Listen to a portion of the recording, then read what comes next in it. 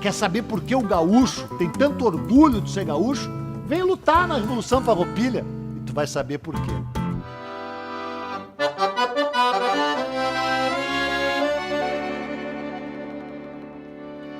A origem do gaúcho é misteriosa. Ela se funde no horizonte indistinto do pampa. Mas a consciência gaúcha, essa tem dia, mês e ano de nascimento. Foi no 20 de setembro de 1835. A gestação foi longa e o parto a fórceps. As contrações começaram na madrugada daquele dia, com a invasão de Porto Alegre por aqueles que queriam libertar o Rio Grande do jugo do Império. E por isso saíram logo tomando a capital da província, com alarido, com fogo, com sangue derramado.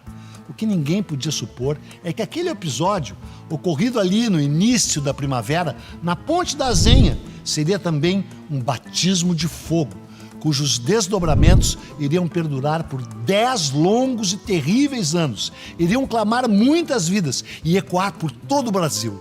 Até que daquele turbilhão de pólvora, dor e morte, o gaúcho ressurgisse como figura histórica, com voz própria, com sangue próprio e com província própria, é claro, embora, ao final da guerra, ela continuasse pertencendo ao Império do Brasil. Felizmente, né? Porque o Rio Grande do Sul é altivo e preza a sua independência. Mas o Rio Grande é brasileiro. Antes da Revolução Farroupilha, eu já te contei essa história aqui mesmo, sentado nesse banco. O gaúcho tinha meio que desaparecido. Ele era aquela centauro dos pampas, um cavaleiro solitário que vivia debaixo do seu chapéu, dentro da sua camisa e em cima do seu cavalo. Era um sujeito livre, leve e solto, flanando pelas planícies ondulosas, sem fim e sem cerca. Até que chegou o arame farpado, né? E ele feriu a vida indômita da gauchada. Os guascas, os gaudérios, os bagamundos, tudo isso é sinônimo de gaúcho. Eles tiveram que virar peões lá nas charqueadas e nas estâncias. E elas pertenciam aos terras-tenentes, né? Aos donos da terra. E não é que gaúcho bom fosse gaúcho morto. Aí já seria demais. Mas é que para os latifundiários, gaúcho bom era gaúcho em prosa e verso. Porque foi mais ou menos nessa época que surgiram os poemas épicos e os romances mitificando o gaúcho. Quanto mais perto da extinção o gaúcho estava, mais gente escrevia sobre ele.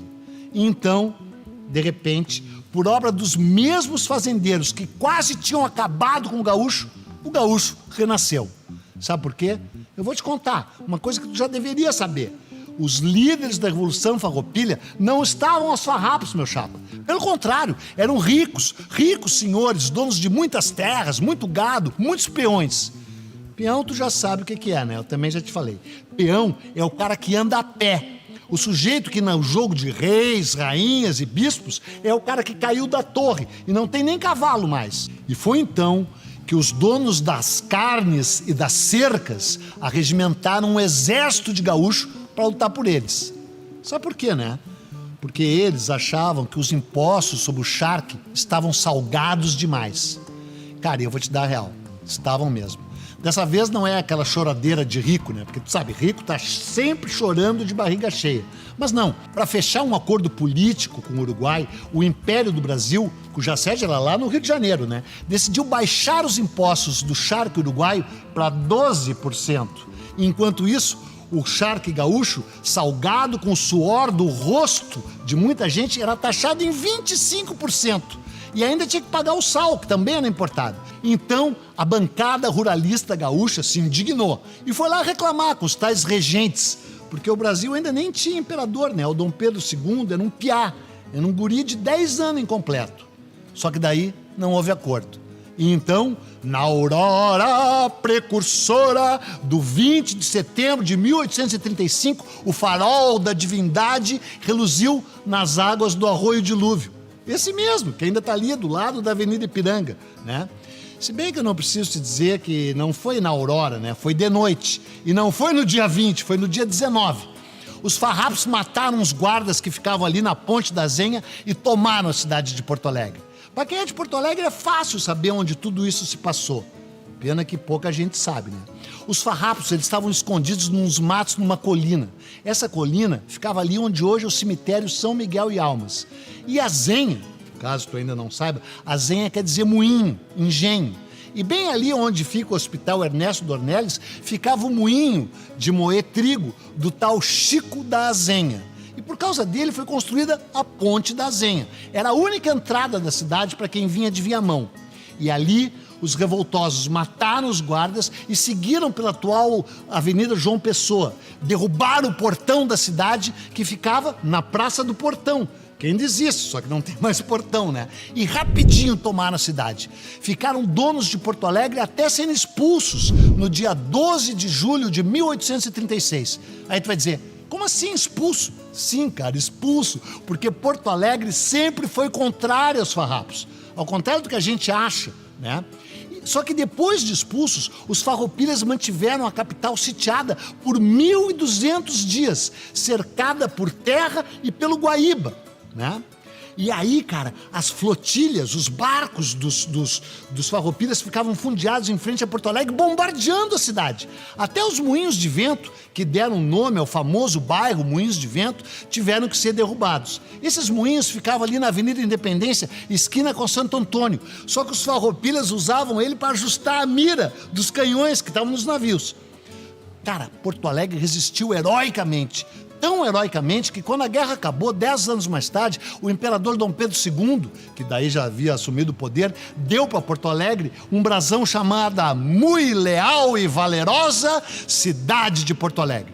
Por isso que eu te digo, cara, guerra é sempre assim, cara. A primeira vítima é a verdade.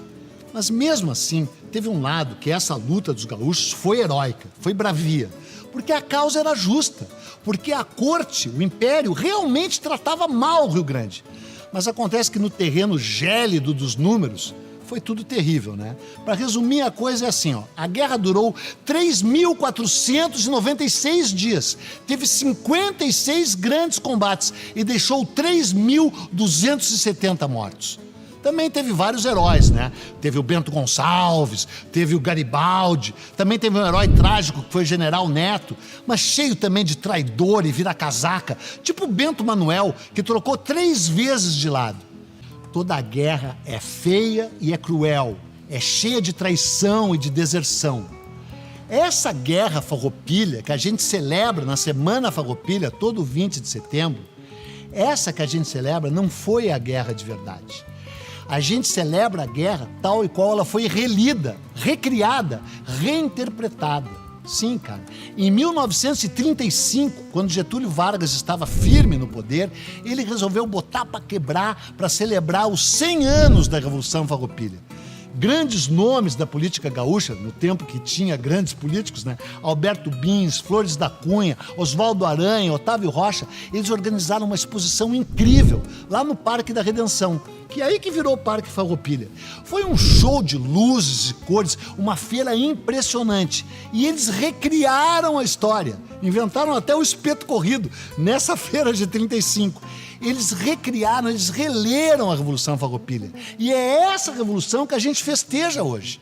Tanto é que Porto Alegre festeja uma revolução na qual ela foi contra, né? Mas eu vou te dar real, cara, não tem problema que seja assim, porque a história é simbólica, a história é uma fabulação, todo povo fabrica a sua história, e ela é sempre diferente no papel e no imaginário do que foi na vida real. E no caso, o que importa aqui é o imaginário. No imaginário, a Revolução Farroupilha foi uma revolução cheia de orgulho, foi uma revolução maravilhosa, foi uma revolução que criou a imagem do gaúcho, e é por isso que ainda hoje o gaúcho celebra e festeja a nossa maravilhosa Revolução Farroupilha, mesmo que na vida real ela não tenha sido nem um